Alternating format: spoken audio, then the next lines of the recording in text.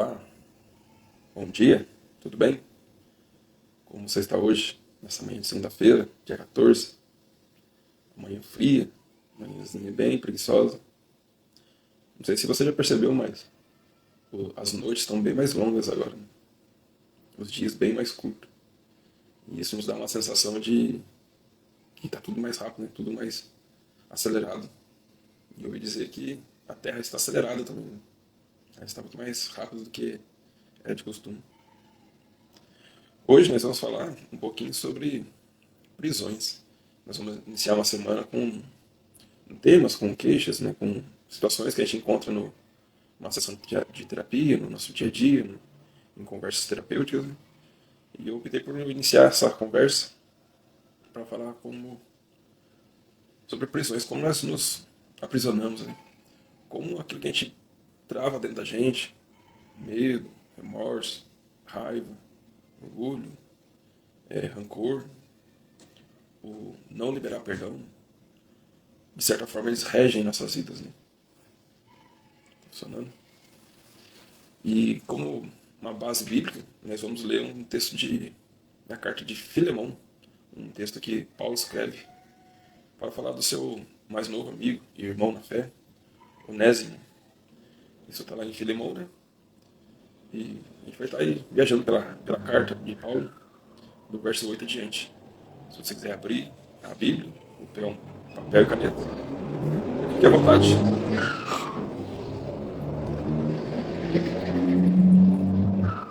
Pegar um café. Servidos?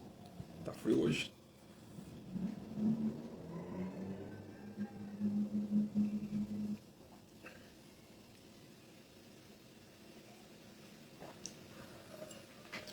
Quantos de nós, né, vivemos em celas escuras e frias? Né? Dá um exemplo que acontece muito numa sessão de terapia, essa queixa. Pessoas, isso a gente já viu já em pessoas de grandes mídias, homens e mulheres, independente. Mulheres falam com mais facilidade, uma certa facilidade, do que o homem, sobre abusos na infância. Né? Abuso pelo trabalho infantil, o excesso de obrigações numa fase que é uma fase de criança. Né? De repente, o primeiro filho de um casal é um filho, uma mulher, e depois vem segundo, terceiro, quarto. E o pai se vê limitado nas contas, a esposa começa a ajudá-lo na questão financeira, e passa para o filho esse cuidado, essa responsabilidade, esse amadurecimento precoce, de cuidar dos seus irmãos, de cuidar da casa, de cuidar da comida e assim por diante. Muitas pessoas se frustram na vida por causa desse excesso de bagagem logo na sua primeira infância. Traumas emocionais, palavras que vão limitar a pessoa. Você não presta, você não cresce, não queria você e assim por diante. Palavras que ferem mesmo, limitam o crescimento, a autoestima de uma criança, do menino, da menina. E o mais pesado, que para mim é o abuso infantil. É violar o sagrado dessa criança. Isso não tem como. É mudar toda uma realidade, todo um contexto dessa criança, desse menino, dessa menina. Infelizmente acontece muito. Nos lares, abuso doméstico, no ambiente familiar. E hoje, nos dias de hoje,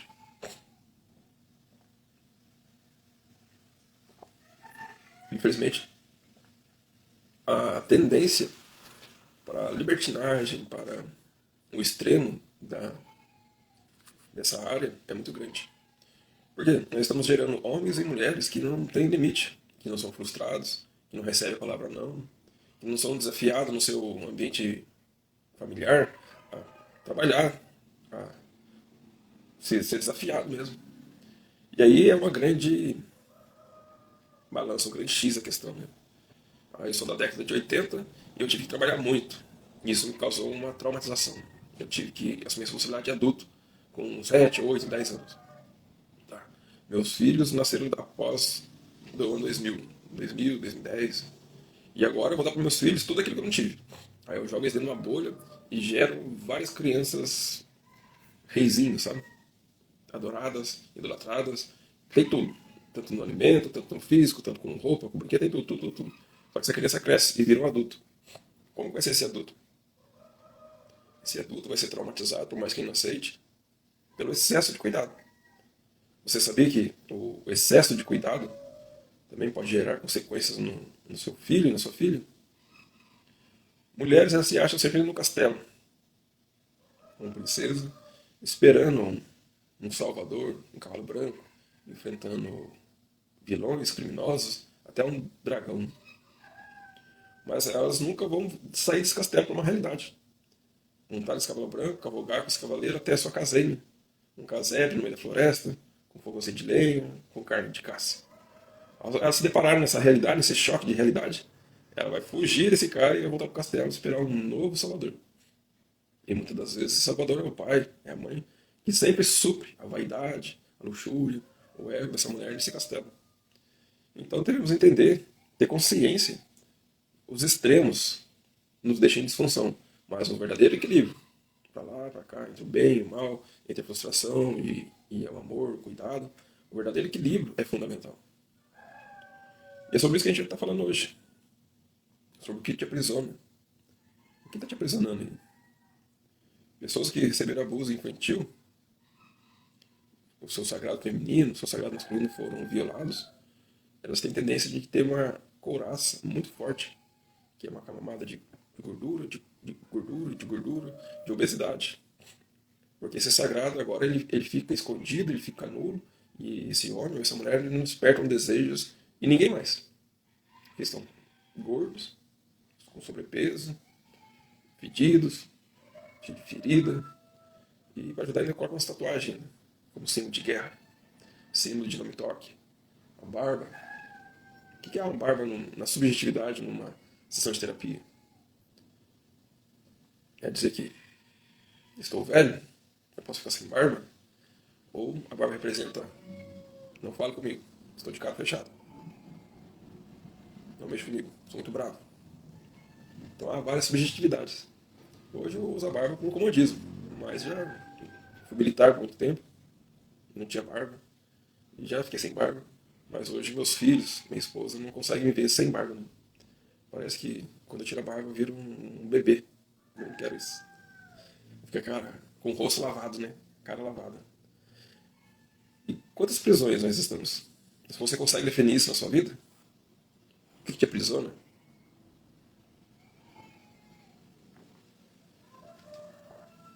Saiba aquilo que te aprisiona. Raiva, orgulho, ego, vaidade, tristeza. Pode ser o seu libertador. Aquilo que você deixou como escravo na sua mente, no seu passado, na sua infância, esse pode ser o seu libertador. Como assim? Aqui a gente lê na carta de Paulo, e ele ainda refere que escreveu de próprio punho, e isso tem um grande peso, né? Quando ele escreve para Filemão. Né? Ele está envolvido com aquilo. Né? No verso 8, Paulo escreve o seguinte: pelo que, ainda que tenha em Cristo grande confiança para te mandar o que te convém, todavia, peço-te antes, por amor, sendo eu tal como sou, Paulo, o velho e também agora, prisioneiro de Jesus Cristo. Peço-te, por meu filho Onésimo, que gerei nas minhas prisões.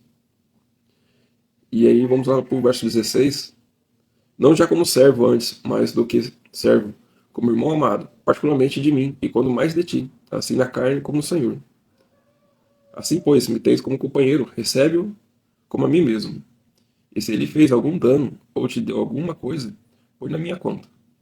Eu, Paulo, da minha própria mão escrevo, e eu pagarei, para não te dizer que ainda mesmo a ti próprio a mim te deves. É uma carta que Paulo intercede pelo seu mais novo amigo, irmão na fé, companheiro de cela, de prisão, e tem outras pessoas ali. Mas talvez Onésimo, ele estava ali para ter uma libertação ou um próprio julgamento, né? O julgamento ou era a morte ou era ele continuar preso. Muito difícil ser libertado, a não ser que quem levantou a acusação o libertasse. E Paulo manda essa cartinha para Filemão, pedindo isso. E ele é o intercessor, ele é a ponte, ele é a ligação, ele é o que liga o céu na terra, né?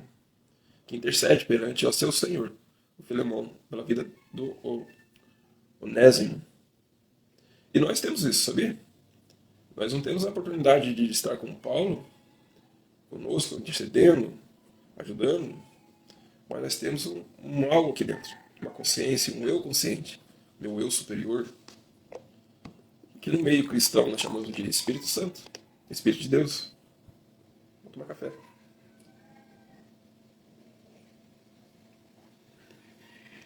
Numa sessão de terapia nós chamamos de eu superior, o meu da consciência. A nossa consciência ela sempre vai estar nos levando de encontro ao nosso propósito, ao nosso caminho, à nossa missão de vida aqui na Terra. Aí nosso eu da sobrevivência, o nosso eu bem superficial, ou nossos instintos, vão estar nos levando para o caminho oposto. E aí é um grande conflito, né? Porque Deus não vê o seu passado, aquilo que você fez. E Ele se importa muito mais com o seu presente, com o agora, com esse momento. Com os 3 segundos que significa o presente, do que o passado. Se nesse momento eu me arrependo de coração de tudo aquilo que eu fiz de coisas erradas, de abuso, de frustrações, de mentira, de roubo, de tudo que eu fiz no passado, nesse momento, e a partir de agora eu decido ser uma nova criatura, uma nova pessoa, um novo estilo de vida, um novo comportamento, eu recebi a graça. E agora eu estou perdoado. Isso é muito difícil. Porque as pessoas falam assim, nossa, mas ele fez aquilo tudo. Nossa, mas ele... Né? Vamos pegar um termo aí de político, né? Político ficha suja, né? Rouba, mas faz. Vários outros políticos. Não me interessa muito falar de político. Mas aí no dia da eleição ele vem pediu pra gente um voto. E fala, não, mas aconteceu aquilo, me colocaram ficha suja, mas agora eu tô limpo, tô bem, eu preciso da sua confiança, eu preciso do seu voto, e faz todas as promessas, que é um novo governo, uma nova pessoa, e aí você vota nesse cara. Aí passado aí, ganhou a eleição, começa a legislar, você viu, o cara não mudou nada. E às vezes até pior, porque agora ele conhece todas as artimanhas de um centro de política, de um ambiente de política. É difícil. Porque quando a gente fala em perdão, em liberar perdão, a gente sempre vai olhar para o passado dessa pessoa e vai assim, ah, mas ele mudou de verdade? Será? Ele era o maior criminoso, ele era o maior... É difícil. Ele era o maior abusador. E agora, não muda não, duvido, duvido. Entenda que Deus não se importa com o passado. Deixe nesse momento presente haja uma restauração, uma libertação, uma conciliação.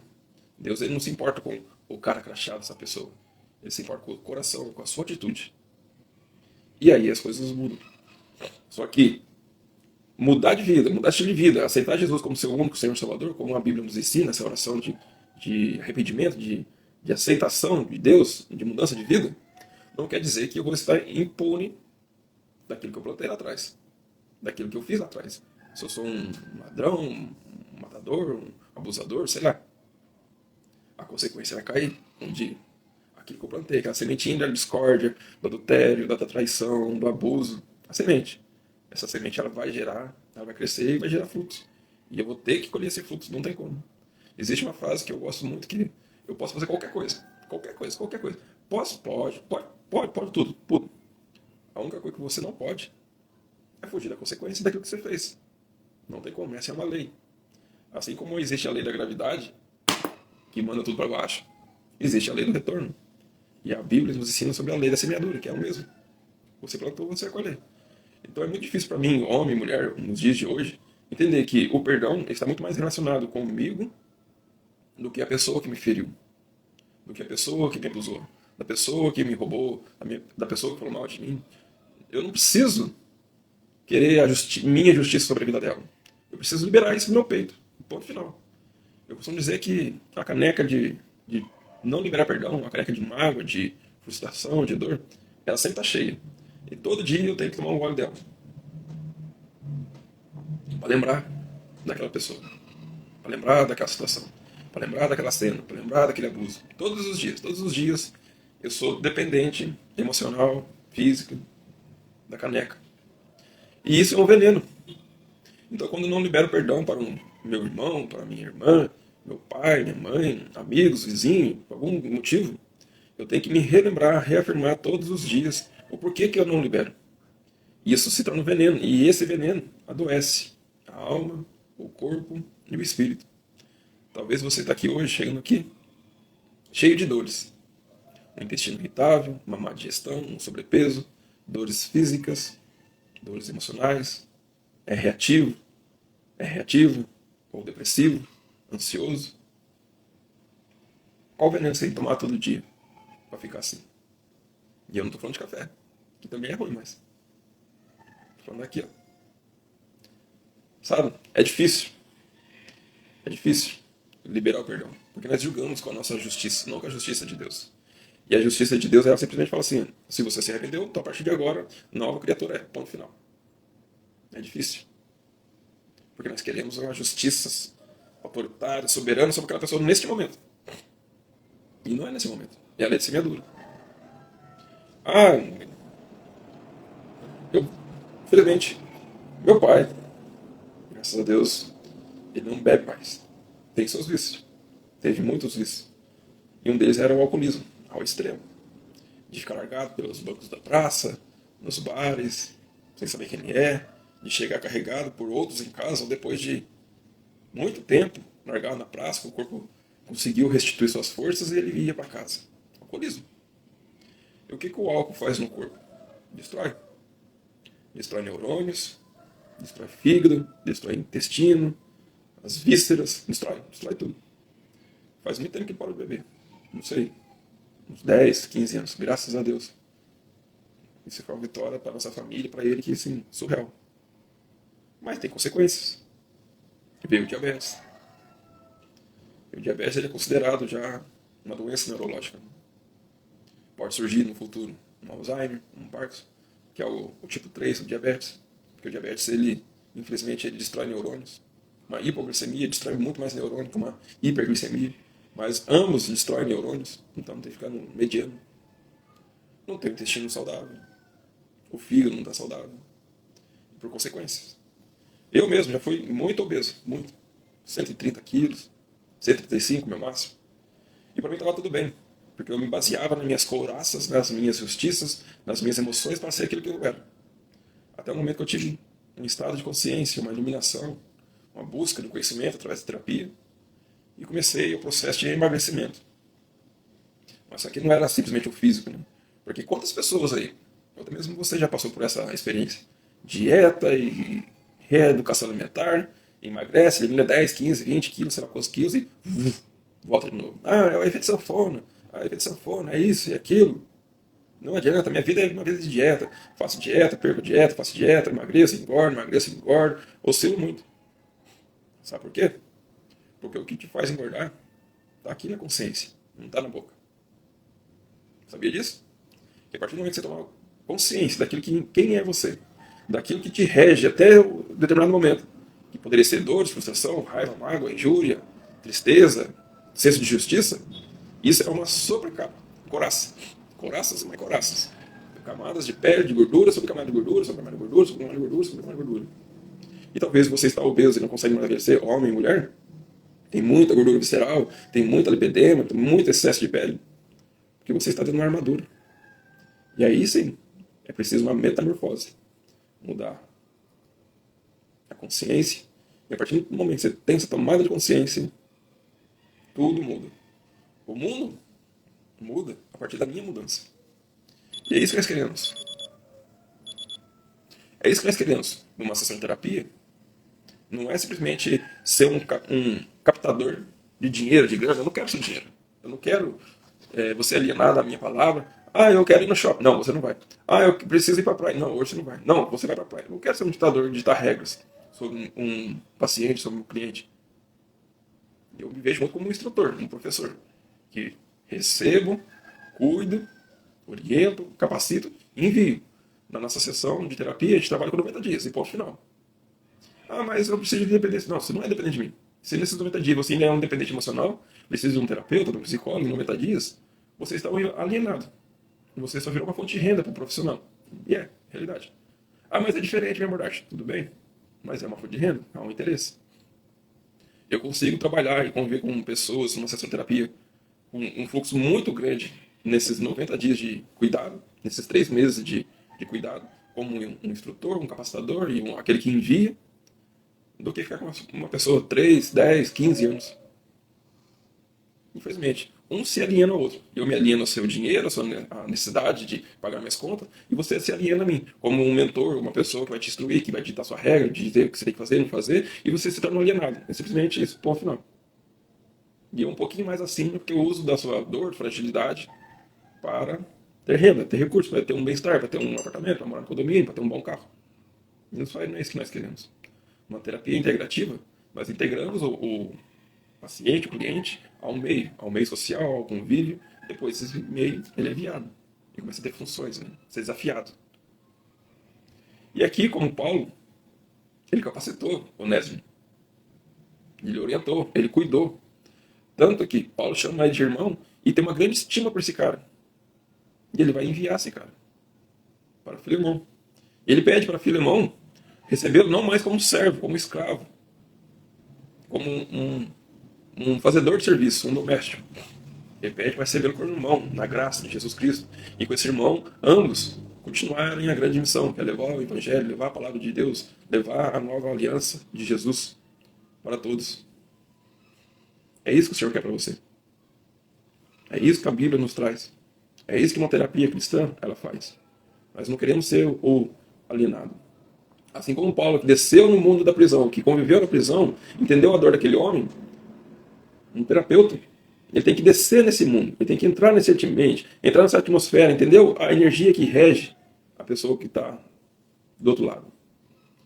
Por mais que ela tenha dor, eu não vou sentir a sua dor, eu não compreendo a sua dor, mas eu vou tentar interpretar ao máximo essa dor, identificar os pontos que te fazem ficar assim, que te levam a isso. O ser humano é mapeável, o corpo é mapeável, as atitudes são mapeáveis. Tanto que os algoritmos do Instagram, TikTok, sabem disso muito bem. E usam isso muito bem para você. E te alienam naquilo que você acha que é sua bolha. Né? Se você tem muito costume de pesquisar ou ouvir música de funk, sertanejo, começa a colocar música clássica. Pesquisar na área de pesquisa. Música clássica, música erudita, música europeia. Ele pode te dar 2, 3 músicas, mas após as 3 músicas vai ter uma rajada de coisas novamente para te trazer para sua bolha. Ah, você é um cara que pesquisa muito sobre carros. Começa a pesquisar agora sobre cavalos. Vai te entregar 2, 3 pesquisas ali relevantes sobre cavalos. E depois vai entregar muita coisa sobre carros. Ah, você é um cara que usa a plataforma do Instagram. Pesquisar sobre mulheres, sobre viagens, bebidas e bares. Começa a pesquisar sobre igreja. Sobre cultos, cerimônias. Pesquisar algo religioso. Ele vai te entregar 1, 2, mas vai ter todo aquele ambiente de novo que você gosta. Disposição do corpo. É uma bolha. Você é mapeável, eu sou mapeável. Se eu entro na minha área de pesquisa do Instagram agora, vai ter lá tudo que faz sentido para mim. É uma terapia sobre cavalos, sobre coisas naturais. Vai estar lá. Eu te desafio a tirar um print agora, fazer essas buscas durante uns 7, 14 dias. Depois você tira um print de novo e compara a sua área de pesquisa no YouTube. O ser humano é mapeável. E os algoritmos sabem muito bem, muito mais do que eu, sobre isso. E vamos encerrando. A graça de Deus não chega simplesmente numa pessoa e apaga o seu passado. Como eu te disse, aquilo que eu plantei, eu vou colher. Isso é fato. Mas o que importa é o não julgo, o meu julgo, perante a graça de Deus. Eu não me achar digno, eu não me achar aceito, eu não me achar capaz de receber essa graça. Porque eu fui um matador, porque eu fui um abusador, eu fui tudo que o mundo podia pregar para mim, tudo que o mundo deu, bebidas, drogas, traição, adultério, tudo. Eu fui tudo isso. Ah, eu sou tudo isso. Então eu não me vejo dentro de um centro religioso, eu não me vejo dentro de uma igreja, porque as pessoas vão apontar o dedo, porque sabem que eu fiz isso. Ah, eu roubei o mundo, entrei no mensalão, entrei no bolsão, tudo. Não, eu não consigo entrar na igreja. Perfeito? Eu também não. Eu não tenho nada disso. Tá aqui, ó, no peito, no seu coração. O verdadeiro arrependimento não quer dizer que você vai estar num centro religioso, numa igreja. Quantas pessoas estão dentro de uma igreja se escondendo ou se aprisionando para não encarar a realidade aqui fora, para encarar o mundo aqui fora? Quantas pessoas vão na igreja só para acessar um bem-estar, um conforto durante 1, 2 horas e voltam para sua vida desgraçada de novo? Quantas? É o peito, é o coração, é o sentimento verdadeiro. E é isso que eu trago para você hoje. A verdadeira graça, o valor imerecido.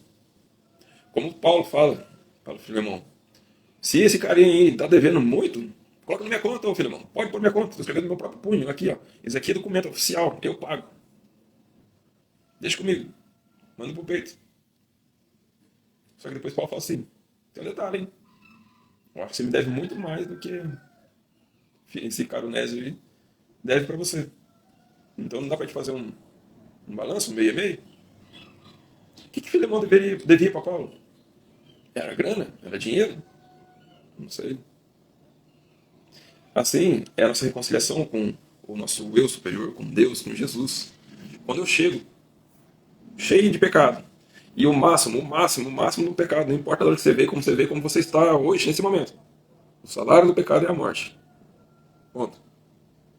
Acabou. Jesus pagou o preço. Jesus pagou o preço. Ah, mas foi há mais de 2000 anos atrás. Ele falou. Ele pagou o preço por aquilo que já tinha acontecido, por aquilo que estava acontecendo e por aquilo que ainda viria a acontecer. Jesus pagou o preço. Uma morte terrível. Uma morte que esmiuçou ele, moeu ele. Uma morte de cruz. Ele desceu às profundezas e ressurgiu novamente, no terceiro dia, e alcançou os céus. Então, com esse exemplo final, se você quer alcançar a graça, quer alcançar os céus, saiba onde estão suas raízes. Você vai ter que descer as profundezas. Essa é a sua sombra. Mas não se acostume lá não. Não se acomode lá não. Nesse mundo comum. Após conhecer suas raízes, suas sombras, suas profundezas, busque os céus. Como foi Jesus. E é isso que Paulo fala aqui. Então cabe somente a você essa libertação. Cabe somente a você a libertar o que te mais se escraviza.